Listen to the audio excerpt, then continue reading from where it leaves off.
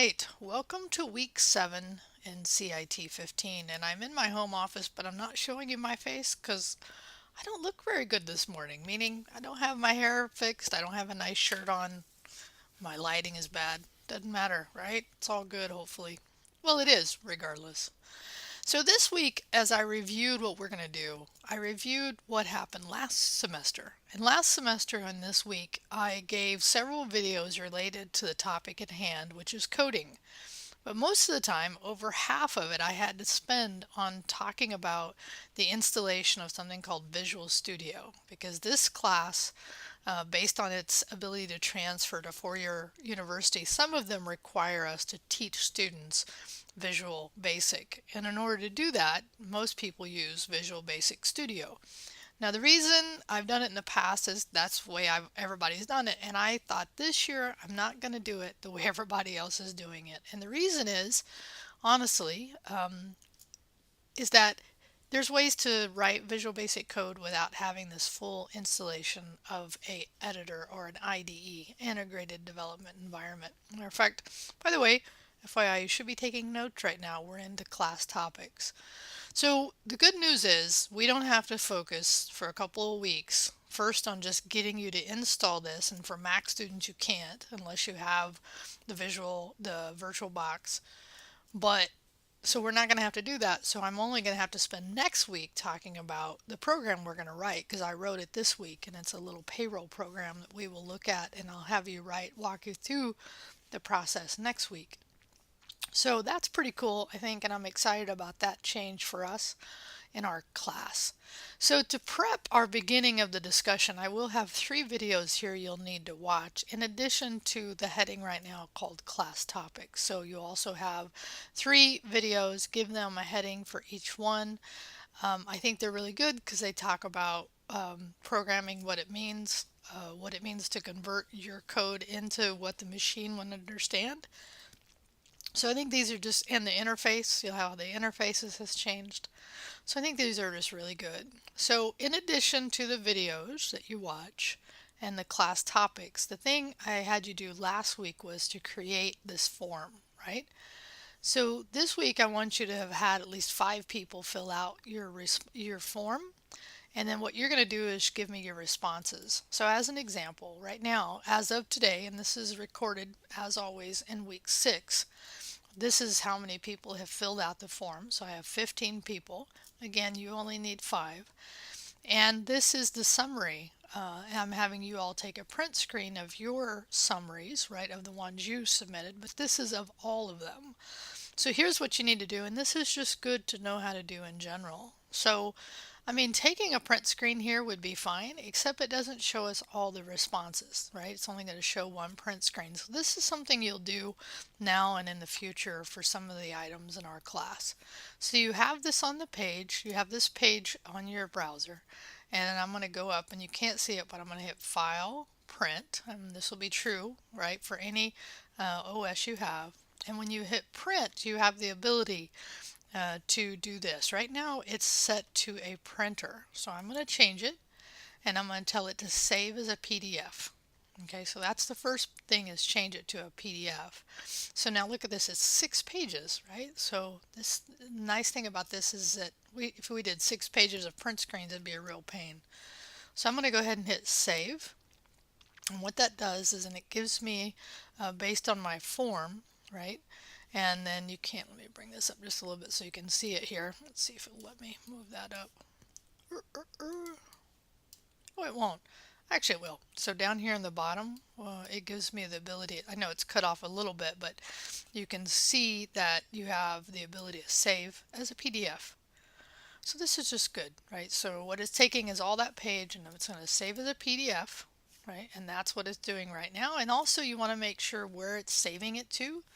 So basically it's taking the print function, I'll just show you one more time, taking the print function, changing the destination, and then when you hit save, it actually will do that. Now pay attention, and I'm going to actually have mine published to the desktop.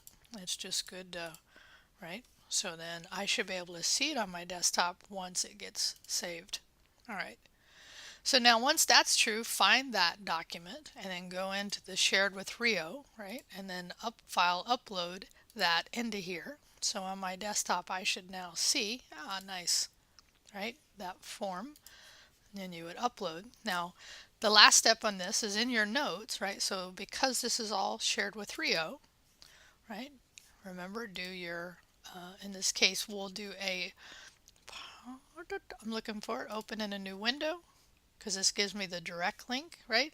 I'm not going to embed, you could do that, but in now you could just copy this now that I have the open in a new window, and then in your classwork document, let me just shut this real quick so we can actually see. I'm going to go back here. So now that I have it, I would go in. This is again repeat. So I'm just showing you, and of course we're not into we're now into week 7, right? So in addition to your class topics, right, you also have your responses. And then here, you could just do a link. You could actually do it a couple ways. You could do that, but I like things a little cleaner, so I like to select and then do my link. Now in this case, you don't have to think about the open or the target blank because it's not needed, right? So now you'll have the other videos, right, that you'll go over and do. I have a couple more things and then I'll let you start working on that. Okay, so that's the first thing, is creating that PDF, and that video shows you. So the other thing is I've had a couple of students ask me about this late work returned, or late points returned, and how to set that up and how to submit it. So I gave the example here, but again, you need to set this sheet up, this Google Sheet, in your own Google Drive. Fill it up, make sure you have this information included, right? And then when you have late work that you want me to apply, give back the points because you've done trainings or other work in Code Academy at this point, right? You can do one of two things. You can either, when you submit the items, you can send me a link to your late points return sheet, right? Or you can just what did I say? You can either email me and say, hey, I have some items, could you please check this? Or when you submit late work, you could also in the comment area give me a link to that. All right, so the last thing, so in your notes I should have had at least something about that process. Somebody asked me the other day, I think it was somebody in the face-to-face students, and I think it was Jonah, was saying, hey, look at all these weeks now we have to scroll through. I know this is really hard, but what you could do is you can actually just use this little arrow to collapse in each week. And that way you don't have to see all of them that we've already completed.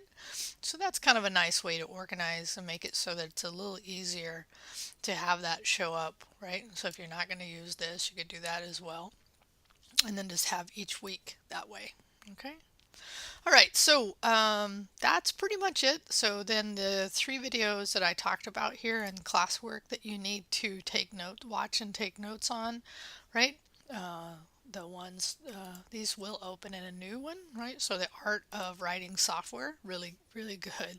I think it helps introduce the topics we're going to have next week, right? And then the history of the user interface, way, way awesome, because I think we forget just how far we've come, right? And then this one is one of my favorite, and it's really about first 20 hours, how you can learn anything. This has become really, really popular, this talk, in a lot of areas that I travel in, that talks about how quickly you can learn something.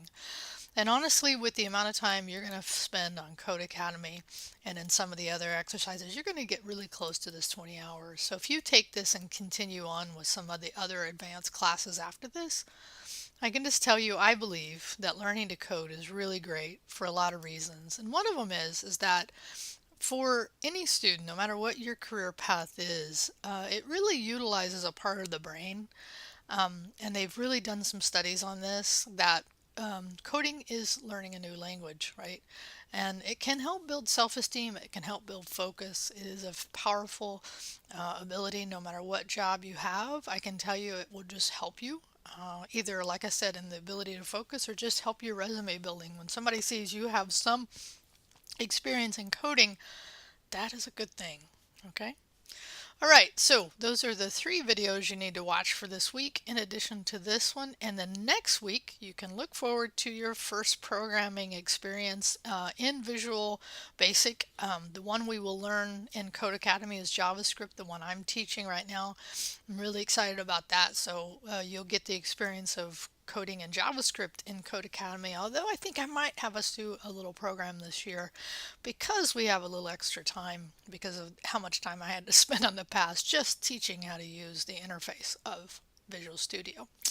All right, enough for today. Have a great weekend. We are at week 7. Week 9 is that point in the semester where you have to make a decision about if you're going to make this class work for you as far as your grade or if you're going to drop. I don't recommend anyone drop, but if you know your schedule is not allowing you to do well, then that's the point you make a decision. All right, have a great weekend.